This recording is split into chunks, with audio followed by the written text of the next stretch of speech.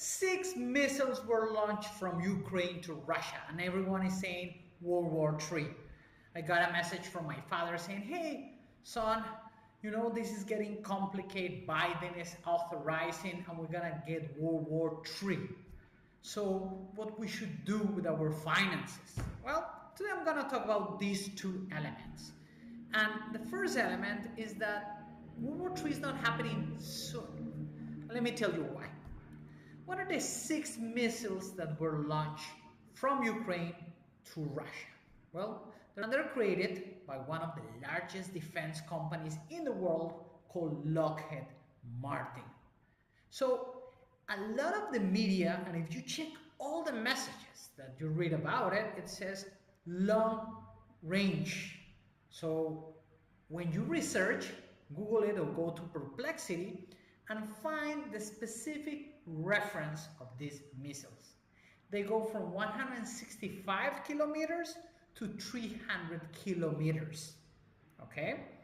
Then research what is short distance missiles. Yes, these ones don't go over 1,000 kilometers. Because when you're analyzing missiles, you have these 3 classifications, and this is very important. So when the media is telling you that long distance missiles are being fired from Ukraine, you just have to verify. And the data shows that all of those missiles are short distance missiles. Number 2, these are not new missiles. This type of missiles, specifically the ones that were launched, are called Generation 1, which were created back in the 1990s by Lockheed Martin. And each one is approximately $1 million per missile, which you will say, well, it's a lot of money. No, it isn't. And it's not a long-distance missile that will put in jeopardy any economy. And then you will say, well, what about the Russian government talking about this? And if you hear the Minister of External Relations, Lavrov, that says, well, the usage of these missiles changed the perspective. Well, the perspective has been changed throughout the war. We have to remember that Ukraine has been resistant for more than 1,000 days, the invasion from Russia. That's real. I remember when they invade, everyone thought that in 3 days the conflict was going to be over. But Ukraine has resisted. Now, I consider we are one of the final phases of the war. And the reason is because we have a new president in the US.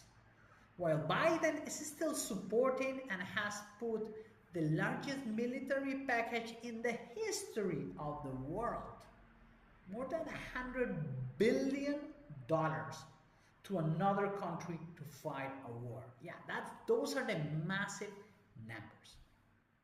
But Trump has always said that he's gonna negotiate a peace agreement. And when you check the position of the Ukrainian government, what will you hear? Well, that they're producing drones, yes, that they have long-distance missiles like the Neptune, and they have these type of missiles that they just launch to Russia. But remember, they're not long distance, it's less than 300 kilometers. That's not long distance in the correct definition.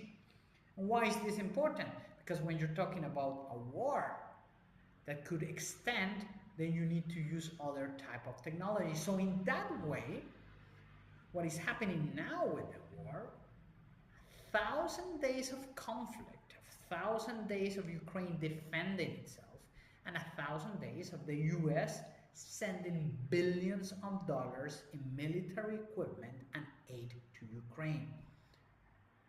It's gonna end as soon as Donald Trump becomes the president of the United States. And I believe in the first 3 months, as soon as his possession, he will end the war. Because it's simple. Despite what other countries has given to Ukraine, such as France, such as the tanks, such as the UK, specifically with Boris Johnson was very active, Ukraine depends entirely on US help. That's the reality. Even though they have developed amazing military capabilities with drones, which are incredible, but also the Russians have done it. So, in that sense, both sides are tired of the war. It's incredible the amount of people that are dying every day due to the Putin's decision to invade Ukraine. This was Putin's decision. But Trump has said that he's gonna search for peace. And that is gonna be a very clear thing. So, of course, who is not happy with peace?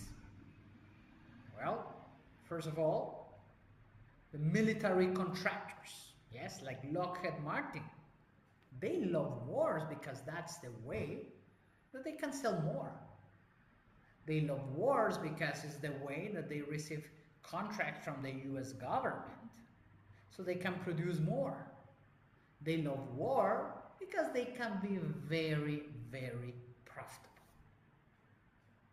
But when we reach peace, of course, these companies are not happy. None also the Russian defense capabilities.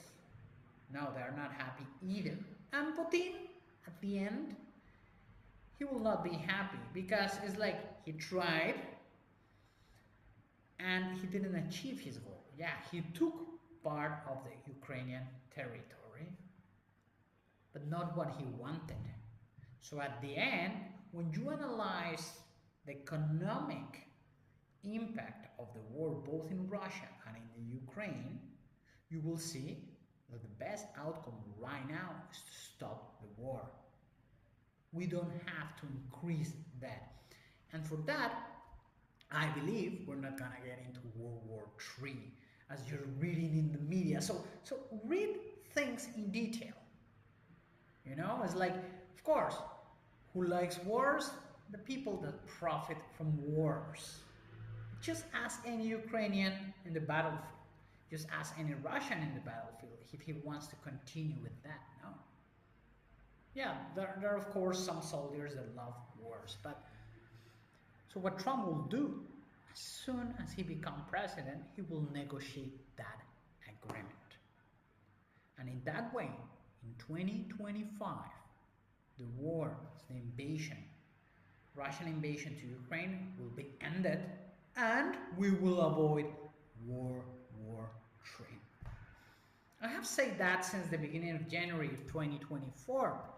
When I put in my top 10 predictions for the year, I put that Trump was going to win, that Trump was going to win Pennsylvania, that Bitcoin was going to reach the all-time high, and the war will continue till Trump was getting elected. But now that Trump will be in position, Biden is just ending the agreements that he had with Ukraine and with the military complex in the US. So no, World War III is not coming, fortunately for all humanity. Yes, come on, who likes that? So be mindful, keep thinking about your life, about saving, about investing, but most important, about always protecting human lives. Let's go for that peace agreement between Russia and Ukraine. Thank you very much.